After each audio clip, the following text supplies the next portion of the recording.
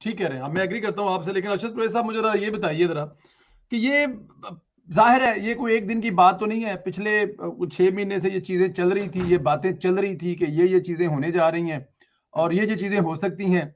लेकिन सर हुकूमत वहाँ पर तो पाकिस्तान तहरीक इंसाफ की थी, और जो पाकिस्तान तहरीक इंसाफ के वहाँ पर सीएम साहब थे, वो 1.5-2 महीने से लाहौर में आके बैठे हुए हैं, इमरान खान साहब के बनी गले वाले घर की चौकीदारी कर रहे हैं।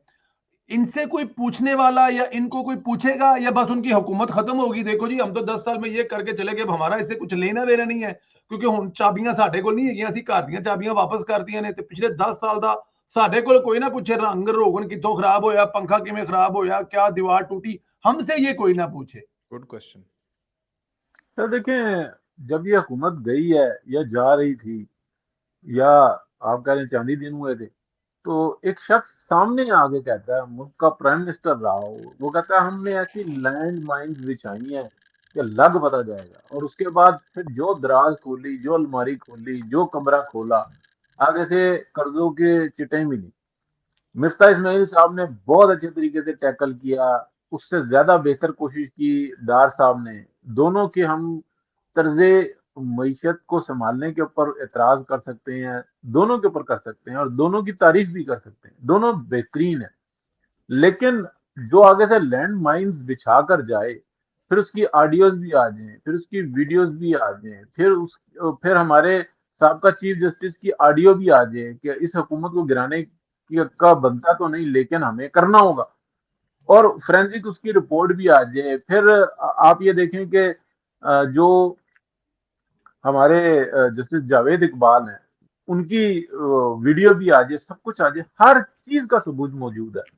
सर, गद्दारी इससे बड़ी होती नहीं, लेकिन आप कुछ ना कर सकें, बेबस हों इदारे जो कहते हैं कि हम ताकतवर हैं, हमारे मामलात हैं, हम रियासत हैं, वो भी जो है ना हाथ पे हाथ धर के बैठे हुए हों, और फिर ये एक नून लीग के ऊपर सारी जिम्मेदारियां डाली जाएं और कहा जाए कि जनाब मियां नवाज शरीफ कहाँ है, मेरे जैसा बंदा शहबाज शरीफ साहब के ऊपर भी जो है ना अटैक मार रहा हो।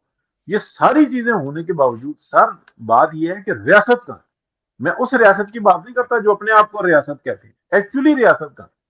क्या सर, अमेरिका के अंदर या जिस यूरोप के अंदर हैं और आप में, वहां पर क्या किसी साबिक चीफ जस्टिस की इस तरीके की ऑडियो आ जाए तो क्या वो शख्स बचेगा?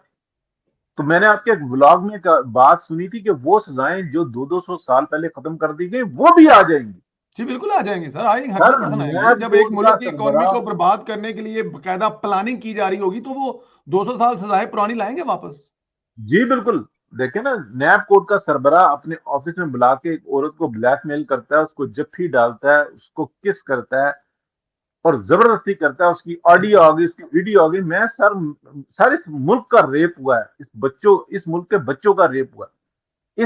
इस वक्त में जो लोग तड़प रहे हैं, सर 3 गाड़ियां हैं एक मेरे मोहल्लेदार की, 3 गाड़ियां, तीनों घर पे खड़ी हुई है, मोटरसाइकिल पे आ जा रहा है काम के लिए, सर्दी में हवा खा रहा है। सर, क्या वो नहीं रो रहा? उसने कितने मुलाजिम अपने फारिग किए हैं, क्या सूरत हाल है, फंस गए हैं। वो कह हंस रहा है, खुश है, वो कह रहा है यार बच्चों की स्कूल की फीस चली जाए, मामला चले जाए, ये वक्त भी निकल जाएगा। लेकिन इस मुल्क की बदकिस्मती देखें कि 3 गाड़ियां, एक मोटरसाइकिल जो है ना, वो जो मतलब मुलाजिम जिसपे से सब्जी लेके आता था, हंसी इसलिए छूट रही है कि यार ये क्या क्या ये वक्त हमें देखने थे? कभी नहीं ऐसी सूरत हाल है। सर आप बताएं ना, 30, 40, 50 हजार रुपए कमाने वाला पाकिस्तान में इस वक्त में किस तरह से जिंदगी गुजार रहा है? सूरत हाल नहीं नजर आती। फिर हम ये बात ना करें कि सर वो अपने ऑफिस में बुलाता है। सर मैं कहता हूँ वो बेड पे चला जाए, नंगी वीडियो बनाए, लेकिन सर एक ऑफिस को इस्तेमाल करके, और पूरी की पूरी रियासत आज तक मुंह देख रही है। आज भी वो अकाउंटेबिलिटी कोर्ट का मेरे ख्याल सरबराह बन के बैठा हुआ बेशरम आदमी। ये रियासत बची है हमारी, ये पाकिस्तान बचा है, ये हमारे कानून बचे हैं कि उसके पुष्ट के पीछे पूरी की पूरी सुप्रीम कोर्ट का जनाब एक पूरा हमख्याल ग्रुप बैठा हुआ। वो बिल्कुल ठीक कहता कह है रहे हैं तुम असद साहब, पंजाब की ये हुकूमत बना के दिखाओ, तुम इस मुल्क की खिदमत करके दिखाओ, हम बेड़ा गर्क करेंगे और हमें कोई पूछने वाला नहीं है। दादागिरी है।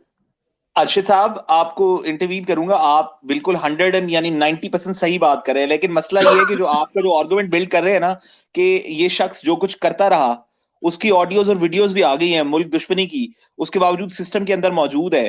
तो भाई प्रॉब्लम ये है कि जो सिस्टम के अंदर मौजूद जिन लोगों ने ऑडियोज और वीडियोस बनाई है ना, ठीक है, वो भी यही कुछ कर रहे हैं। ये एग्जॉजरेटेड बात नहीं है। इस्लामाबाद में जाएं, इस्लामाबाद में बाखबर हलकों से पूछे, जब खान साहब सऊदी अरब के दौरे से वापस आए थे और उन्होंने प्रिंस सलमान के मुतालिक जो कुछ फरमाया था, उसके वो गुफ्तगू सऊदी सफीर तक कैसे पहुंची थी? ठीक है, इसमें कोई शक नहीं है, आप सही कह रहे हैं, लेकिन असद ये साहब मुल्की मुझे मफाद के किस कदर खिलाफ यानी